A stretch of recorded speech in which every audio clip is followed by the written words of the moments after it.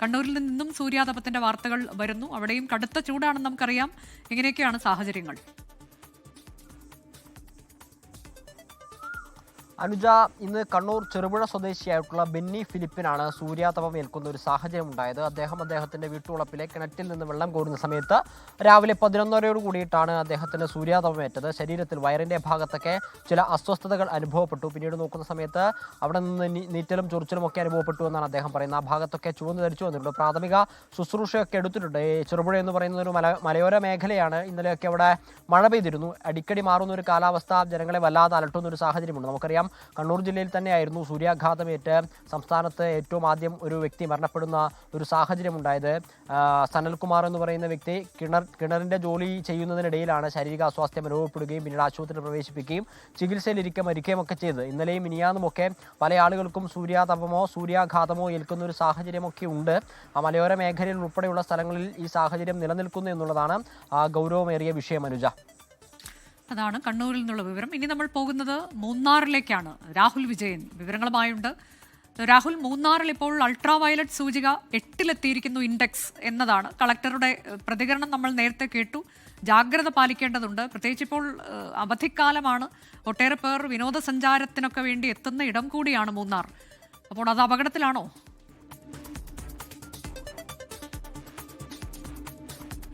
അപകട സാഹചര്യത്തിലാണ് മൂന്നാറിലെ താപനില എന്നുള്ളതാണ് ജില്ലാ കളക്ടർ ഇന്ന് വ്യക്തമാക്കുകയും ചെയ്തിരിക്കുന്നത്. UV റേറ്റ് 8 എന്ന് പറയുമ്പോൾ അത് വെരി ഹൈ ആണ്. അത് ഒത്തിരി കൂടുതലാണ്. അതിന്റെ കിരണങ്ങൾ നേരിട്ട് ശരീരത്തിൽ ഏൽക്കുമ്പോൾ അത് ക്യാൻസറിന് വരെ കാരണമാകാം എന്നുള്ളത് നേരത്തെ പഠനങ്ങൾ വരെ ഉണ്ടായിട്ടുള്ളതാണ്. അത്തരം സാഹചര്യം നിലനിൽക്കുന്നത് കൊണ്ട് തന്നെ ജാഗ്രതയോടുകൂടി ആളുകൾ പുറത്തേക്ക് ഇറങ്ങുക. പ്രത്യേകിച്ച് 10 മണി മുതൽ 3 മണി വരെയുള്ള സമയങ്ങളിൽ ആളുകൾ ഈ വെയിൽ നേരിട്ട് കൊള്ളാതിരിക്കാൻ വേണ്ടിയുള്ള ശ്രമം പരമാവധി നടത്തണം എന്നുള്ളതാണ് പറയുന്നത്. തലയും ശരീരവും മൂടിയതിനു ശേഷം മാത്രം പുറത്തേക്ക് ഇറങ്ങുക. തോട്ടം മേഖലയിലൊക്കെ ജോലി ചെയ്യുന്ന ആളുകൾ കൃത്യമായിട്ടുള്ള ജാഗ്രത പാലിക്കണം എന്നുള്ള കർശനമായിട്ടുള്ള നിർദ്ദേശമുണ്ട്. അത് ദുരന്ത നിവാരണ അതോറിറ്റിക്കും അതുപോലെ തന്നെ ടൂറിസം വകുപ്പിനും ആ നിർദ്ദേശമായി തന്നെ ജില്ലാ കളക്ടർ നൽകുകയും ചെയ്തിട്ടുണ്ട്.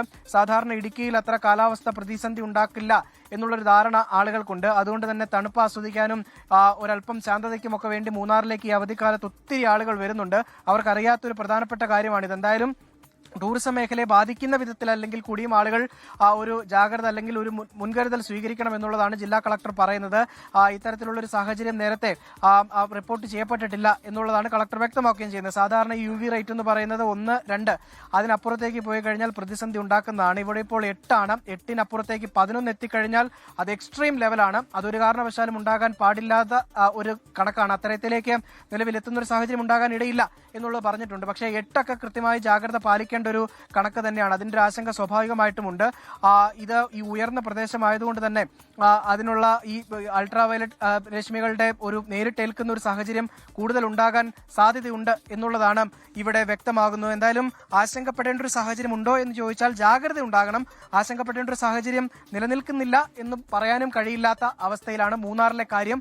എന്തായാലും ആളുകൾ കൃത്യമായിട്ടുള്ള ജാഗ്രത പാലിക്കുക, മുൻകരുതലുകൾ സ്വീകരിച്ചുകൊണ്ട് മാത്രം പുറത്തേക്ക് ഇറങ്ങുക എന്നുള്ളതാണ് ജില്ലാ ഭരണകൂടം മുന്നറിയിപ്പായി നൽകുകയും ചെയ്തിരിക്കുന്നത്. ഇടുക്കിയിലും വയനാട്ടിലും യെല്ലോ മുന്നറിയിപ്പ് ചൂടുമായി ബന്ധപ്പെട്ട നിലവിലില്ല. പക്ഷേ മൂന്നാറിൽ സ്ഥിതി വ്യത്യസ്തമാണ്. അവിടെ UV ഇൻഡെക്സ് 8-ലേക്ക് എത്തിയിരിക്കുന്നു എന്ന് പറയുന്നത് അങ്ങേയറ്റം അപകടകരമാണ്. അവിടെ ഒട്ടേറെ തോട്ടം തൊഴിലാളികളുള്ള സ്ഥലമാണ്. അതുകൊണ്ട് അവർക്ക് ജോലിക്ക് പുറത്തിറങ്ങാതെ വയ്യാത്തൊരു സാഹചര്യമുണ്ട്. അവർ തലയും ശരീരവും പൂർണ്ണമായി മൂടിയതിനു ശേഷം മാത്രമേ പുറത്തേക്ക് പോയി ജോലി ചെയ്യാൻ കഴിയുകയുള്ളൂ എന്ന കൃത്യമായ ജാഗ്രതാ നിർദ്ദേശമുണ്ട്. അത് പാലിക്കണം. ഒപ്പം വിനോദസഞ്ചാരികൾക്കും നിർദ്ദേശങ്ങളൊക്കെ നൽകിയിട്ടുണ്ട്. വിനോദസഞ്ചാരത്തിനൊക്കെ ആളുകൾ തിരഞ്ഞെടുക്കുന്ന ഒരിടം കൂടിയാണ് മൂന്നാർ. പക്ഷേ ഇപ്പോൾ ഒരിക്കലും നമ്മൾ കേൾക്കാത്ത രീതിയിലേക്കാണ് UV ഇൻഡെക്സ് വളരെ ഉയർന്ന തോതിലേക്ക് എത്തിയിരിക്കുന്നത്. അതുകൊണ്ട് തന്നെ നമ്മൾ മുൻകരുതൽ എടുക്കണം എന്നുള്ളതാണ് കളക്ടർ അഭ്യർത്ഥിച്ചിട്ടുള്ളത്.